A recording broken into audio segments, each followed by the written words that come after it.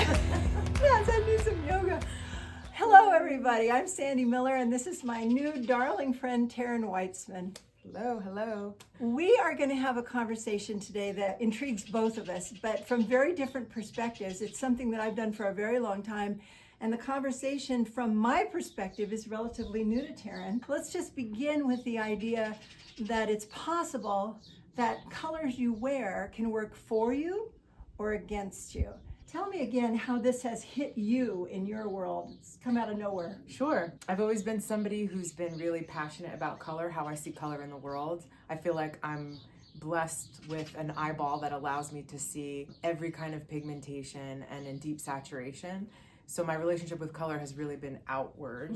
And in our conversations where we're looking at the relationship between color on us and how that outwardly gets perceived in the world, I haven't really thought about that as much because I'm not out in the world looking at myself in color, more about how I feel in what I'm wearing. And so thinking about whether or not my go-to black items are necessarily the way I need to be perceived in the world is just a bit of a perspective shift.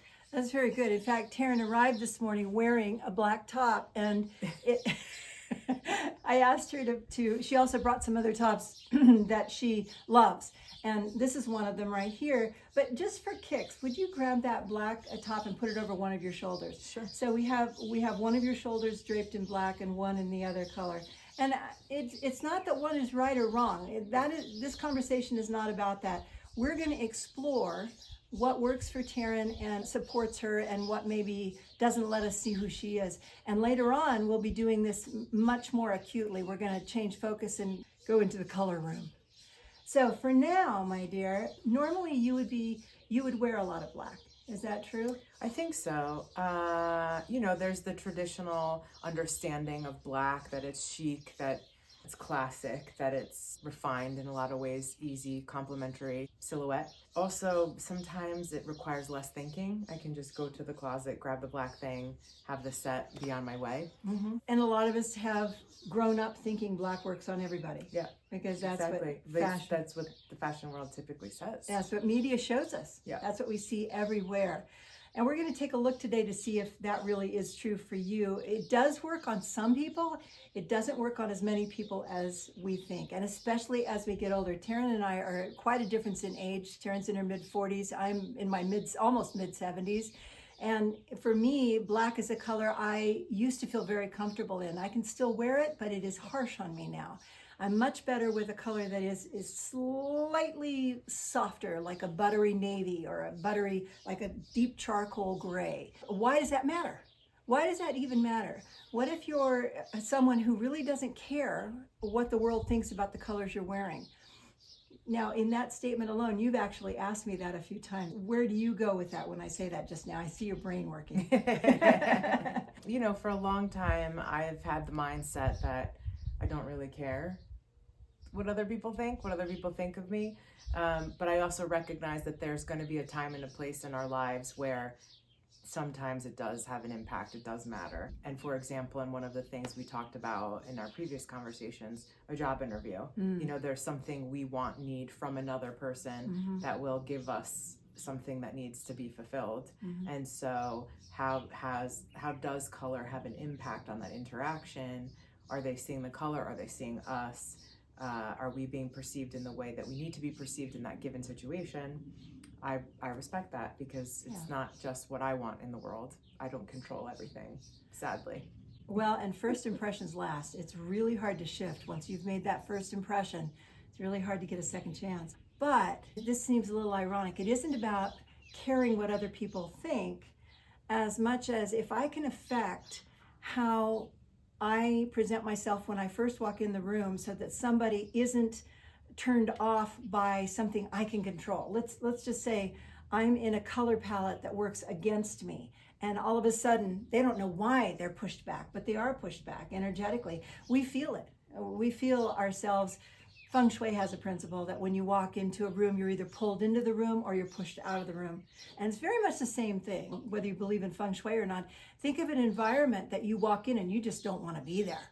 I mean, how do you explain that? It just isn't a fit for you. And the same is true with color.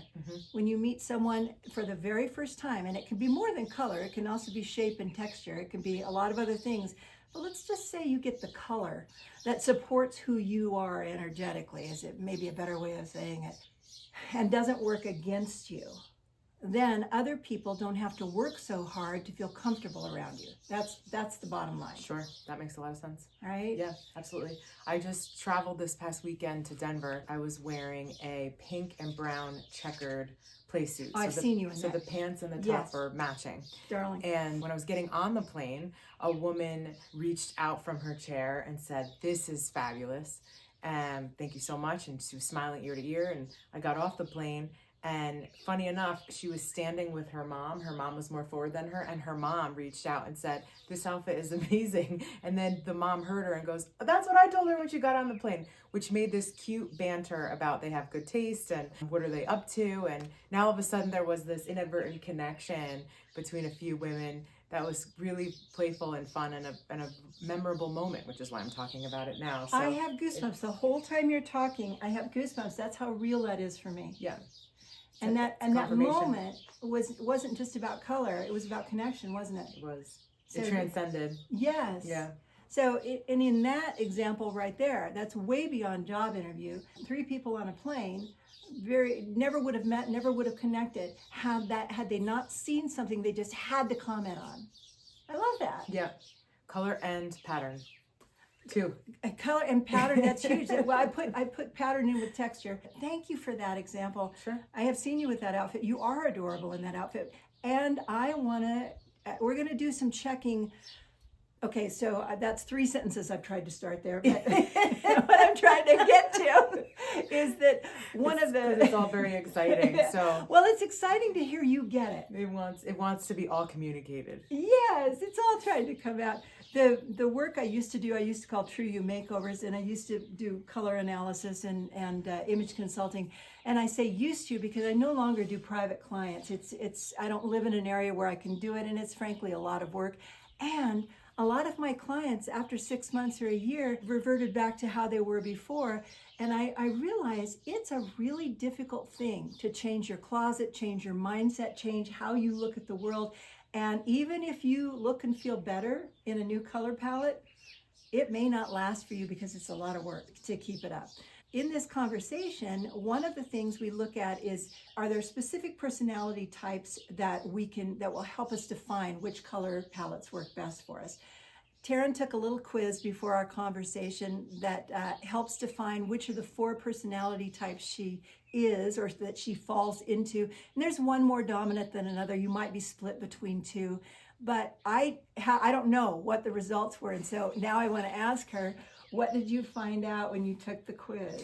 I was mostly C's. Interesting. Yeah, mostly C's. So that would be a type C would be a confident completer, which is someone who is kind of born confident. They don't understand why people think they have answers, but they walk into a room and people resonate to them as the person who has the answers. Does that sound like you? All the time. If I'm in a hotel, somebody thinks I work there, and they come over and they ask me to help them find the restaurant. Same if I go to a conference or a convention hall and I'm looking for where the table is I'm supposed to go, and someone comes over and goes, "Where are we supposed to go?" Same thing when I travel. Someone thinks I'm a local, even though I'm also a tourist. I just am not presenting as one. Yes, very much so. Well, you're also a Taurus. Is that a sun sign, moon sign, rising? I am not a Taurus. Oh, I'm an Aquarius sun. I thought you said I'm also a Taurus. Tourist. Tourist. Sorry. Tourist. Sorry, that's my East Coast accent. I heard Taurus. That's very good. Yeah. All right, I know you're Aries. My Aries is rising. My sun sign is Aquarius, and my moon is Virgo. Wow, you got a lot going on, girl. Absolutely. The birth chart was like, yeah, you're gonna figure it all out. You're gonna do it all. I think that's true. I get the sense that you're a really old soul. I mean, you're a very young woman and you're gorgeous, but you're way more my age than a lot of people I've met. Yeah, so, I think so. I've done this rodeo a few times. Yeah. So that's what also another thing that's exciting for me with Taryn is having a conversation with somebody who is a wise woman at a young age. So she took the personality quiz, and for what she thinks she chimed out at was a C, which is actually the personality type that I fall into. But we're different type Cs, and yet we're not. From the very start, we have never had a problem with conversation. Our conversations from the first day we ever met have just always been interesting and plentiful, at least to us. Yeah, You know? absolutely. Yeah. They're fascinating to us. When we go into the color room, we're going to find out if she really is a C, because the colors will tell us. The personality quiz indicates that. So did you have any tendency toward multitasking? Is that comfortable for you? Yes. Now, see, that's what confuses me, because a C doesn't. A true C can only do one thing at a time. They're very laser focused, and that's me. If you ask me a question when I'm laser focused, I won't know the answer. I have to be doing one thing at a time. So that's what's a little confusing. The colors will help us. If you're in a conversation, you're in a meeting with a lot of different people, and you've got a problem to solve, do you listen to everybody's opinion, or do you pretty much know the answer and just kind of steer them toward your answer? It depends on the context. I hate to make it more complicated, but it depends on the topic at hand. Because normally I will lean towards something because I very much have a strong relationship with my intuition. So intuitively, I usually get the knowing. I am very diplomatic. I do want to hear what everybody's communicating, because that's how we build a team. And if something stronger emerges, I will definitely be open to it. But I also know that I have that initial intuitive gut reaction that has never led me astray. When I don't trust it is when I end up on the wrong side of a situation. Really strong intuition. Have you ever had difficulty making a decision? Are you pretty black and white, or do you see the gray and all? Oh, it's gray in everything. That's interesting. There's gray That in is not a everything. C. There's gray in everything, because, we don't know what we don't know. It also depends on if it's a decision for me or a decision that affects other people. So there adds more gray in texture. And so my barometer now, I don't know if this is helpful or making the question more complicated, is that when I'm noticing resistance in coming toward an answer, that tends to be not the right choice in the moment. When there's easy breezy flow for something, like the best general example I can give is last Christmas, I was torn between going to two places. I was torn between Fairbanks, Alaska to go see the Northern Lights, and Kauai, Hawaii, my favorite island. Strong vortex energy, really nurturing. I would talk about it with people and they would be like, Kauai, your Kauai energy, Kauai, whatever the perspective was. And every time I would go to book a flight, it was just not working. There was just the price thing, or I felt just something wasn't working. And then I kind of, went within and got quiet and shut out the outside opinion, and Fairbanks reappeared, and unequivocally I realized that ice is water. Yeah. So I needed to be near water. It's just a different version than what seems so obvious externally with Kauai. And I booked the Fairbanks, Alaska trip, saw the Northern Lights, had the best time of my whole life. And so there was the resistance and there was the flow. And when you lean toward the flow, it makes the answer easier. Your reliance on your intuition. Yes. That sounds like... what number is that? What letter well, is that? it isn't, but just my gut is telling me you may have a secondary as a C, Probably. but I don't think that's your primary. No? No. What's a D? The Ds are innate producers. They get a lot of things done at once. Okay. And they are often considered pushy, and I don't feel you like that. No, I'm not pushy. You're not at all. driven. Your drive isn't like that. Right. It's not a pushy drive. And that's why I don't think you're a D, which originally we thought, because brown seemed to work on you. It does. But it also works on a B. Well, I don't know anything about a B. Isn't that interesting? What's a B? They are people that consider everyone's feelings. They're the heart of the institution. They walk in a room and people just want to be next to them because they are loving individuals. You're a combination. I'm a complicated one. Well, you're a combination. You're a much more grounded person than a lot of people your age. Yeah. I'll tell you though, the interesting thing is I've been wondering if you're closer to an A because of that pink suit you wore on the airplane. Oh, interesting. You wouldn't get that response if that pink suit wasn't working. That would look more like a clown suit. Oh, interesting. But it works on you. Yeah. And that's what I don't quite get yet. And sometimes the questions can help us define it. But when we get into the color room, that's when we're going to see more so So that's why I know I haven't finished the sentence yet, but that's what we're going to see is a combination of the quiz, which kind of gets you thinking about personality attributes, and then what the colors really do. And again, when we go to the color room, this isn't your typical color draping. This is not about your skin tone. This is not about the color of your eyes. This isn't about your age. This is about the area of your eyes between your top of your cheek and the top of your brow bone. I'm wearing no makeup. Taryn's wearing no makeup today because ideally you want to have as natural a process as possible so that the color reflects, you see exactly what the color's doing when you walk in a room the same as other people do. You don't want to just choose a color because you like it. That's the wrong reason to choose a color. You need to choose a color because it likes you. If we imagine that what you're about to see with Taryn in the color room is going to give you an idea of what works for her, if you would like to duplicate that for yourself, we're going to have directions on the website that's going to make it really simple. Because what I want to, after years of doing this, I've realized that it doesn't have to be so complicated.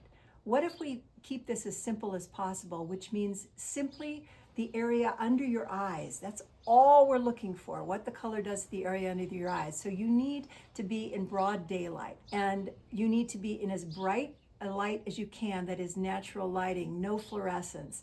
You need to be able to see yourself from your shoulders to the top of your head in a mirror, preferably in a window, so that the light is coming directly in. And when you hold the fabric up, as we'll show you in a minute, it goes right under your chin, and the only area you're looking at is right under your eyes to see whether that shifts when you change the colors. This will all make sense in a minute. We have directions that are going to be on the website, or directions that will be downloadable. Either way, we haven't quite figured out how we're going to get them to you, but this is going to be so simple that you can do it easily in an hour. These colors that you brought with you over here, would you grab the green and the red and just kind of bring them over into your lap really quickly. So these are colors Taryn wears that she loves, and interestingly, none of them are a sea color. This might be, but it's not a sea feel. A sea feel would be, this is way too soft for a sea feel. Oh, a sea feel would be crisper. Oh. It would be much crisper. It would Okay. be, More yeah. like this, perhaps. Well, this is more of a B feel and an A color. This is almost more of a D color, but it has black in it, so that takes it out of the Ds. So it's a combination, and this is usually how we dress before we see what it's doing to us, because we don't know. I want to come back to this. I want to ask you, because I want you to see some of what we're doing. Okay. So let's turn this off.